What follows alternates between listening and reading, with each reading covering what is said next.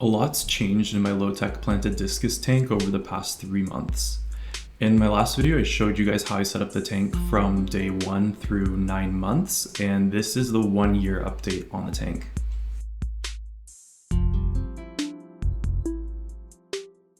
Right after my last update, a lot of the plants had a setback and melted, and I discovered that my discus were also infested with tapeworms.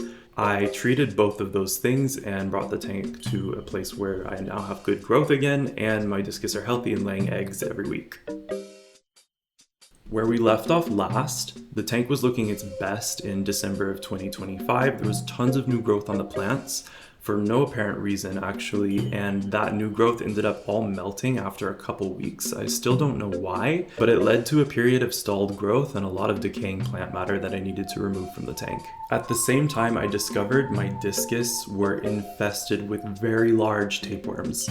I did not expect that at all, but I just saw one morning a little worm hanging out of the female, so I decided, okay, I have Prazipro, I'll treat the tank.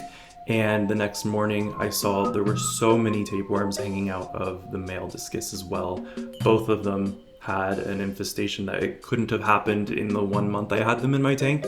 After I dewormed the tank, this is how it looked right before I left for 3 weeks on vacation. It honestly didn't look too bad after I removed a lot of the melt. It was mostly new growth that had melted, so the plants were still okay. But I decided to lower the light intensity a little bit and reduce the amount I was feeding the tank while I was gone for those 3 weeks. When I got back from my trip, this is how I found the tank.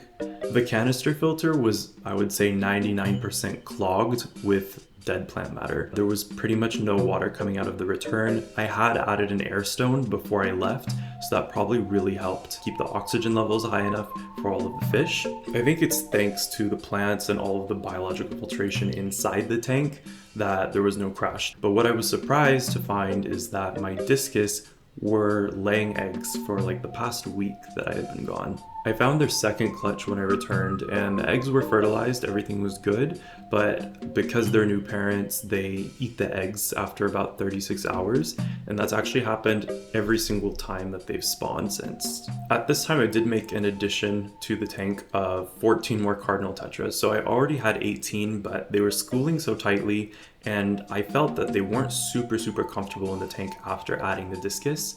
They still shoal pretty tightly even after almost doubling the population in the tank. I think a big factor is that there's the 2 big discus. They don't chase them, they don't terrorize them. The cardinals are out and swimming a lot, but they don't swim super openly in the tank. They tend to stay around the plants and in between the leaves of the Corydoras where the discus don't really swim. On the plant side of things, I raised the light intensity back to even higher than it was before I had that melt in December, January. I'll probably make a different video about how I set my AI prime lights for this tank. Basically, it's a very slow ramp up, a short period of high intensity, and a slow ramp down in an 11-hour period, which sounds like a lot, but most of that photo period is very low light just to observe the tank. One of the questions I got last time was how I fertilized the plants, and at first, when the aqua soil was still new, I tried adding some ADA fertilizer, the like brighty green, the stuff that's not supposed to change your KH or affect other tank parameters. So just gentle water column fertilization, and I found that it really had no effect on the plants. After that, I started using some root tabs. So I used the root tabs that came with the ADA Amazonia version 2. Those worked a little bit. I also added larger root tabs from Chem under the Corydoras. So I'm just going to continue at the rate of maybe about once every 3 months. But I also don't see an immediate night and day difference in my plant growth. I find that maybe these root tabs are slow release and I see the effects over a couple months rather than right away. Right before I left on vacation, I also added a lot of root tabs under the substrate throughout the whole tank. Maybe a month after that 3-week period of no maintenance at all, the plants started to look good again. There was a lot of new growth on the Helanthium tenellum carpet in the foreground. The Corydoras major, which is the big plant in the back right side of the tank, it had been stalled, I would say, for the past couple months, barely growing, and it's now putting out these really big leaves that are finally touching the water surface, and it will probably continue to get bigger. I actually learned a lot in the 3 weeks that I was away from the tank, just letting it do its thing. The first thing is that I adopted the feeding schedule that I was using while on vacation, which is a teaspoon of Discus Gran D-50 Plus in the morning, and a half cube of freeze-dried blackworms or a cube of frozen food like brine shrimp or bloodworms in the evening. It looks like a lot when I feed them, but it ends up all getting eaten pretty fast, maybe within an hour, between the discus picking off the bottom, the cories scavenging, and the cardinals picking everything out of the water column. I also fine-tuned my water change schedule. Before, I was doing maybe 40% a week, or sometimes I would do smaller water changes twice a week, but I was changing the water a lot, and I found that whenever I did a larger water change than, let's say, 20 or 30%, the discus would act pretty stressed, even though my tap water's clean. So I found that keeping it to about 20% a week prevented the stress. I'm also mixing a couple gallons of distilled water into my tap every water change so that I bring down the total dissolved solids slowly over time.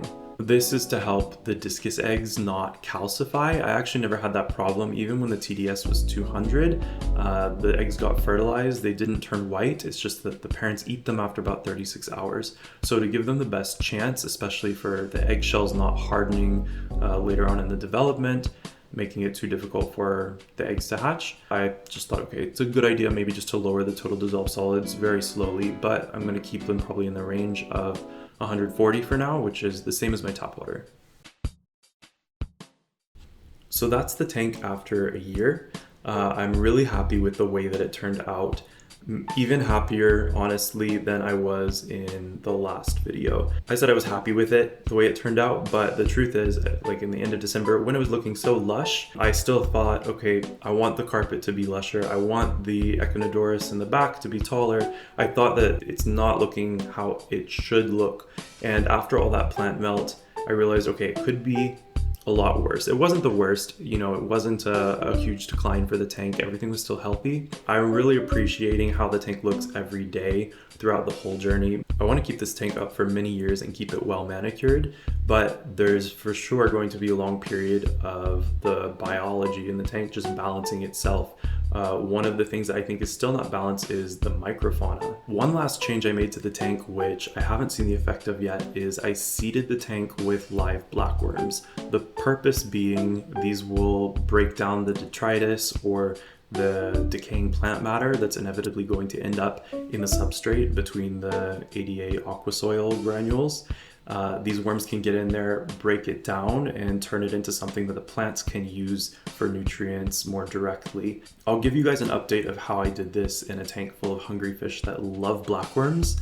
In the meanwhile, if you guys have any questions or comments, want me to go deeper into some of the topics I've talked about, leave me a comment and I'll answer, or I'll make another video about it. I was really happy about the response to my first video. You guys were really supportive and left a lot of nice questions for me to answer in this video.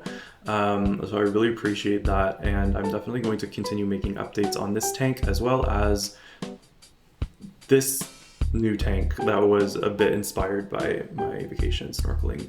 I have a lot more experience with saltwater, so I know how to set up the tank. I've made all of the mistakes before.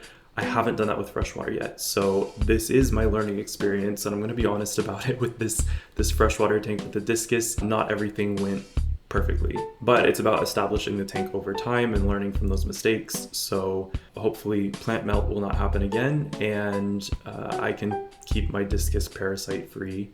Although that was not my fault, by the way.